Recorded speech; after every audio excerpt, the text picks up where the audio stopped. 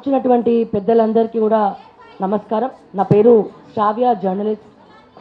And అదే రకంగా ఈ కొడంగల్లో తాండాలకు ఫార్మా కంపెనీలు వస్తున్నాయని చెప్పి నాకు డాక్టర్ వెంకటేష్ అన్న ద్వారా తెలిసింది. సో మొట్టమొదటిగా అక్కడికి వచ్చి అక్కడ ఉన్నటువంటి సమస్యలన్నీ కూడా నేను తెర మీదకి చూపించడం జరిగింది. చాలా గర్వపడతా ఉన్నాను.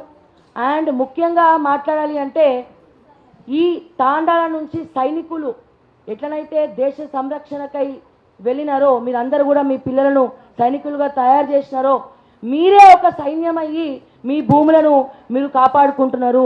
అసలు మీ అందరికీ ఎంతోమంది మద్దతు ఉన్నా లేకపోయినా మీ ఆత్మస్థైర్యమే ఈరోజు మిమ్మల్ని నిలబెట్టింది అని చెప్పి మరొకసారి తెలియజేస్తా ఉన్నాను. అండ్ అదే రకంగా రేవంత్ రెడ్డి గారు మీరు మహాలక్ష్మి పథకం అన్నారు, మహిళలను లక్షాధికారులను చేస్తామన్నారు.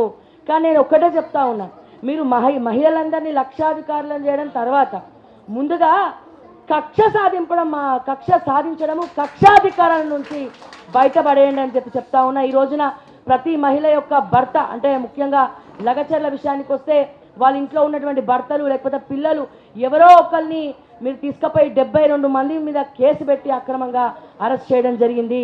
మరి ఇట్లనే మీరు ప్రతిదీ కూడా ప్రశ్నించే గొంతుక అని ప్రతిసారి మాట్లాడుతూ ఈ రోజున ఎమ్మెల్యే కాదు ముఖ్యమంత్రి పీఠం మీద కూర్చున్నారు. మరి వాళ్ళకి ఇబ్బంది వచ్చినప్పుడు వాళ్ళు వచ్చి ఒక ప్రశ్నని ఎదురేస్తే ప్రశ్నించినటువంటి పాపానికి మీరు వాళ్ళ మీద కేసులు పెట్టడం ఏమైనా సబబా అని చెప్పి మరొకసారి తెలియజేస్తూ, ఒక ప్రాజెక్ట్ రిపోర్ట్ లేదు, ఏం లేదు, ఉట్టిగానే అక్కడ భూములు ఉన్నాయి, నేను నొక్కేయాలి, భూములు ఏదో ఒక రూపంలో తీసుకోవాలి. అక్కడ ఏం పెడుతున్నామో కూడా క్లారిటీ లేకుండా వీళ్ళ మీద పడి కోట్ల విలువ చేసే భూమిని తీసుకుంటామని చెప్తే ఎవరు కూడా ఊరికే కూర్చోరు అని చెప్పి రేవంత్ రెడ్డి గారికి మరొకసారి తెలియజేస్తూ, సమయం ఎక్కువ లేదు, ప్రతిరోజు నా మార్నింగ్ న్యూస్ ద్వారా నేను మాట్లాడుతూనే ఉన్నా. సో కొత్తగా మాట్లాడేది ఏం లేదు.